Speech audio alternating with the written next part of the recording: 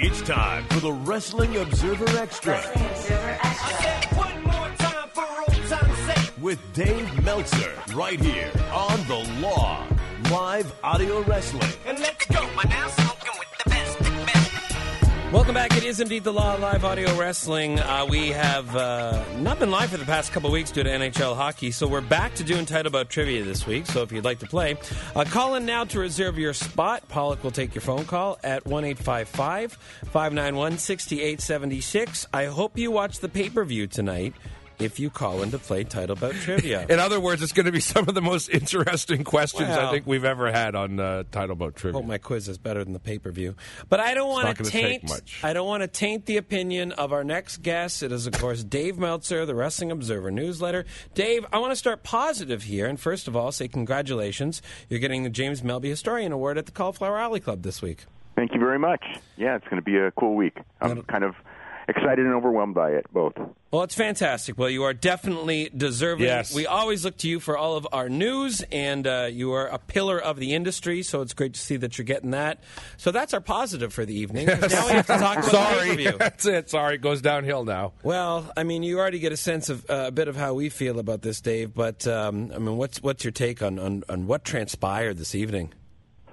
I mean, I would give it a mixed bag. I mean, obviously the Orton and Wyatt stuff was atrocious. I mean, like at a real, you know, at a real level of atrociousness, like award-winning level. Mm-hmm. But everything else I thought was okay.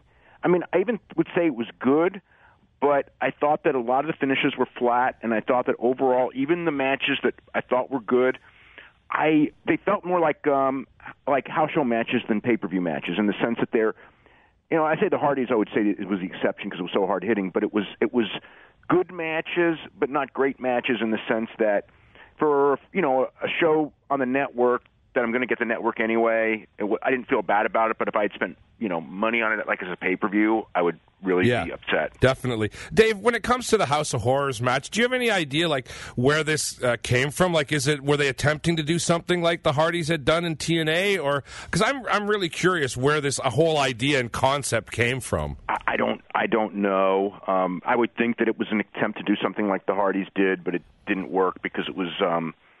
Well, it was too serious. The Hardys one was always somewhat so lighthearted and surreal, you know, tongue in cheek, and there was a lot of ridiculous comedy in it. In this one, it was just bad. I thought that the House of Horrors was bad. I thought the in-ring.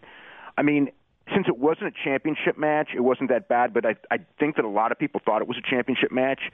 So when you get that, it made it, you know, even worse. And looking at what they did when they finally got to the arena, it's almost like, why did you even do all that other stuff? Like, really, it meant nothing. Yeah. Well, I think the whole thing meant nothing when it was said and done because Bray Wyatt won, and he beat the champion, and he's not getting a championship match, so what did it matter? It was just to get Jinder Mahal over, you know, and it's like Bray never did get his rematch for the championship. Not that that matters. There's poetic license or creative license in wrestling booking, so, you know, I mean, I understand all that, but yeah, I mean, overall, it was just a very bad presentation overall, you know, as far as that match went. Everything else was okay, but you know, I think that that and the finish of the Bayley match because it was San Jose really hurt the Rollins match. But the one thing when the show was over is that you know, even though people didn't cheer Roman Reigns at all, Roman Reigns got a bigger reaction than anyone else on the show, both positive and negative. I mean, it was almost a John. I wouldn't say it was a John Cena reaction, but it was 3/4 of a John Cena reaction. Well, you think that Roman Reigns got a bigger reaction than Bayley? Because in the match, not in the entrance. Okay. No. Bayley got a good reaction in her match, but the place was definitely more heated for the Roman Reigns match. But you know, Bayley coming out got the biggest reaction easily, Mm-hmm. And really, to me, the Roman Reigns match seemed to be the one that had the actual most logical booking of anything on the show, because a lot of the rest of the booking was just kind of bizarre. Yeah, and a lot of finishes were very flat. I thought that was a good brutal thing. The post-match was very good. I like the Roman Reigns Strowman presentation because of where it's going. Because the thing is it's like it gets Strowman over for now, but it leaves room for, you know, a grudge when Roman Reigns returns, and there will be, obviously, they're going to be doing another program. This is hardly the end of it. Well, I'm guessing ambulance match has to be next after the way. Braun just has this thing about ambulances, I think, so. Oh, I guess I hate those kind of matches, but I think they have to do one more because I don't think Lesnar's until July, so they have one more pay-per-view. Well, and it's Extreme Rules, I think, is the Raw one. So that's you're probably right. It's probably going to be an ambulance match, which... You could just have Strowman against the ambulance. Okay, well, we were just talking about the booking with that, Dave, because right now, you've seen again tonight the injured Roman Reigns come in and Braun Strowman get the win. You do this again in a month, logical booking would say that, well, that's Roman Reigns' time to go over. However, it's not. It's not because of Strowman being the next one to go against Brock Lesnar for the title. So if that's the case, then how do you see that playing out? Well, you can lose an ambulance match and you know what I mean? It's not a pinfall. There's ways to, losing an ambulance match is no big deal. So if that's what it is, and I don't know that, but it makes all the sense in the world as a way to get Strowman's hand up without hurting Roman Reigns anymore, and still leave it wide open for Roman Reigns and Strowman to come back, later in the year. With the Hardys as well, Dave, tonight, where do you think that one's going? Like, they seem to be letting little bit more bits of the gimmick sneak in as we go along. Has there been any update on what's going on with the gimmick and the whole anthem battle here? I think there's something up. I know that there was rumors that the thing was that there was a deal done, and Rebe, Matt's wife, said that that's not the case, but. Just every hint I have is that they're definitely. I mean, I know that they were in talks, and I just feel like they're going to get there at some point. Because Matt's obviously sneaking it in, and people want it. Yeah. So I think that it's something where they're, if the deal's not done, they're confident enough that the deal will be done, because if they weren't confident, Vince wouldn't let this happen. You can be confident that the deal is done all you like, but when that gimmick hits WWE, from all indications that I've seen, including the House of Horrors match tonight, and going back to the Wyatts versus New Day ridiculousness that we saw, I do not think that they will be able to do this gimmick properly unless Matt Hardy is given absolute creative license. I completely agree with you. I wouldn't even have confidence in TNA doing it right without Matt Hardy having complete, creative control. So WWE, if they tweak it, they're going to tweak it like what we just saw tonight, and that would be a disaster. Yep. You've got to keep that kind of tongue-in-cheek attitude to it, or it's not going to work. Yeah, I completely agree. Completely.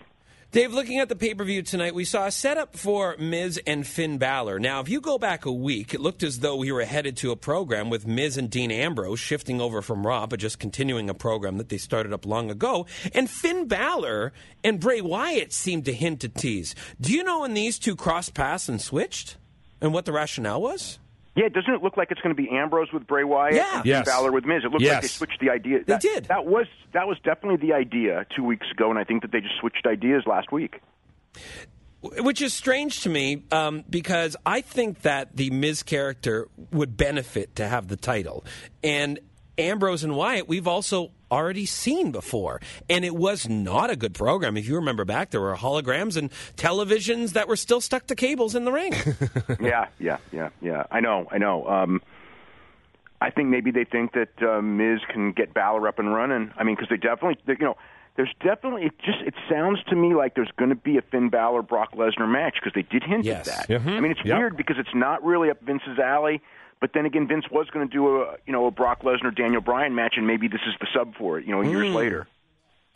To me, that's compelling. And Mouth has always talked about the fact that he had thought that Finn going after his belt is a logical program to do. Well, it's completely logical because he never lost it. Exactly. To me, he shouldn't be filling in tag teams. He should be instantly trying to get that title back. Well, he's talking about it, but it's not his time. It's not that time yet either. Yeah. So, and again, maybe they'll go with that in July, and they'll go with Strowman in August, or maybe vice versa.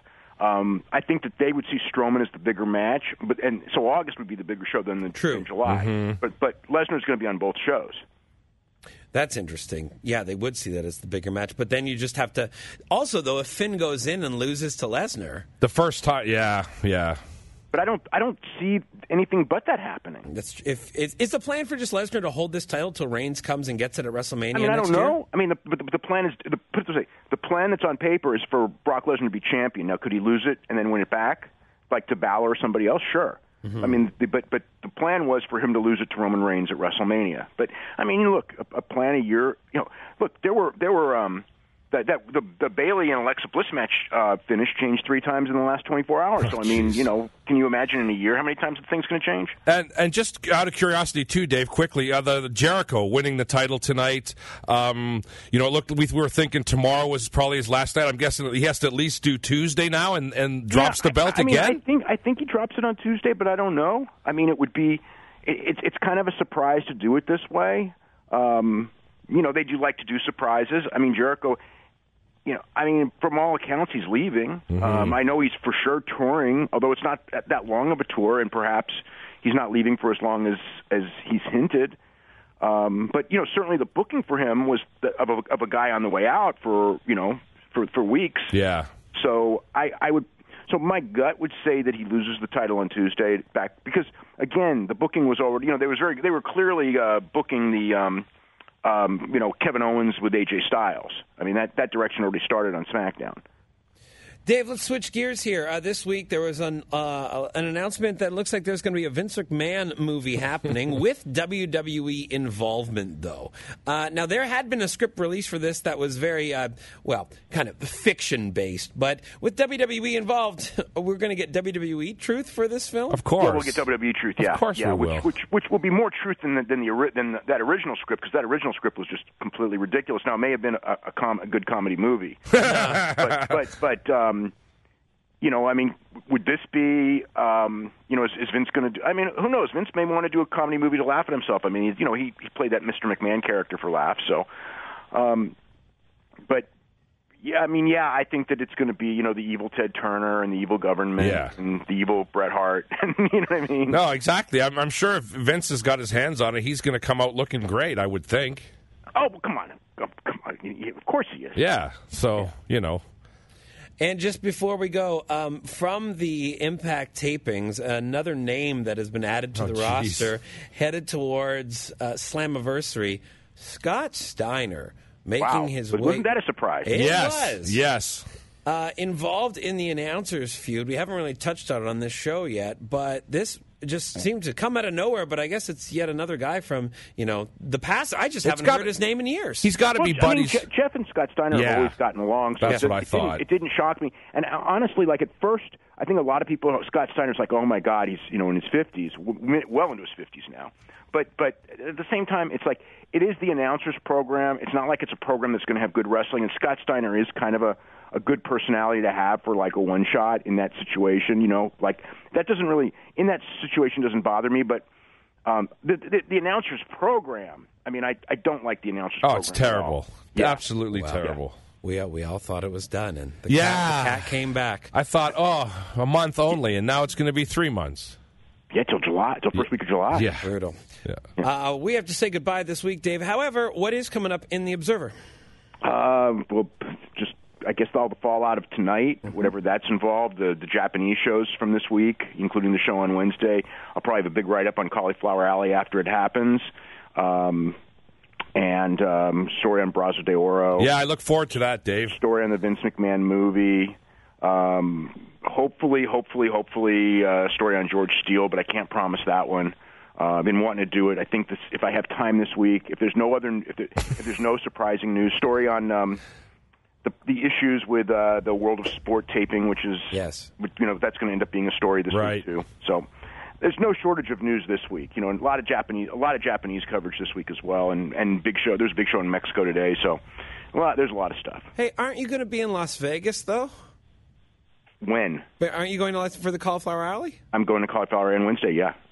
Okay. Well, all right. So that'll be after you're done this Observer.